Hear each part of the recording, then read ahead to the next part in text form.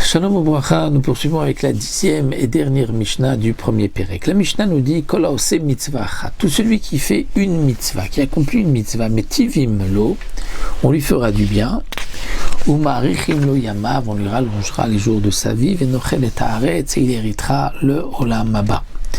Le Barthénora nous dit que ce qui est marqué metivim lo, on lui fera du bien, on lui rallonge la vie, tout ceci concerne le olam haba. Puisque, comme nous savons, il n'y a pas de récompense pour les mitzvot dans ce monde-ci. Le monde entier n'est pas suffisant pour récompenser l'homme d'une seule mitzvah. Donc les récompenses, c'est dans le olam haba. Celui qui fait une mitzvah, nous explique le Barthénora, c'est en vérité quelqu'un qui se trouve moitié-moitié. Il a autant de mitzvot que de averot, non de mérite que de non-mérite. Et il va faire une mitzvah afin que la balance penche du côté des mérites des mitzvot. Bien, cet homme-là, par cette action-là, méritera le olam haba. Bien sûr, cette balance, ce n'est que Akadosh Baruch Hu qui peut savoir exactement quel est le poids de chaque mitzvah et quel est le poids de chaque avera.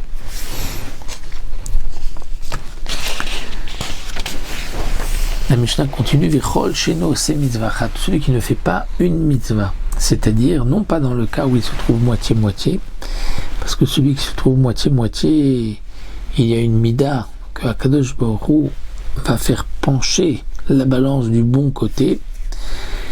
Il est c'est Avon, Akadosh Baruch Hu, donc il porte la Avera, c'est-à-dire la balance du côté des Averot, il va la soulever afin que ça penche du côté des mitzvot. Mais là, on parle de celui qui avait plus de Averot que de mitzvot, et il aurait pu faire une mitzvah pour au moins être à égalité. Il ne le fait pas. Alors, on ne lui fera pas de bien, on ne lui rallongera pas ses jours, il n'héritera pas le olam haba.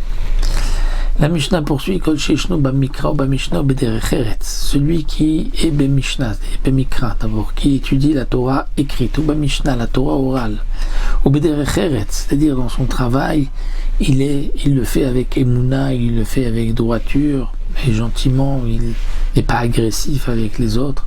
Lo bimera ou choté, cet homme-là ne va pas fauter si rapidement. Shnema, comme c'est marqué, le fil meshulash, c'est-à-dire qui est composé de trois fils, une corde de 3 fils ne va pas se défaire facilement. Donc les 3, c'est Mikra, Mishnah, Derech Eretz. Vechol sheno lo bamikra velo Mishnah velo b'derech eretz no mina yishuv.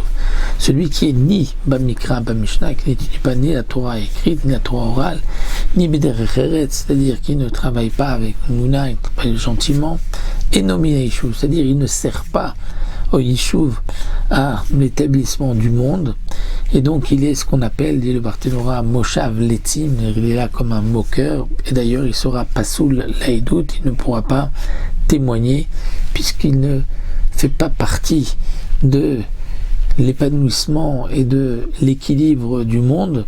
C'est ce que la Mishnah vient nous dire. Donc il faut au moins avoir Bemikra, Bemishna, Bederech Eretz pour être considéré, faire partie de l'équilibre de ce monde et être assuré qu'on ne va pas si facilement fauter. Donc voici pour cette Mishnah et le premier Pérek, et nous nous retrouverons Bezrat Hashem pour le deuxième Pérek où là on reprendra les dynimes de Kiddushin.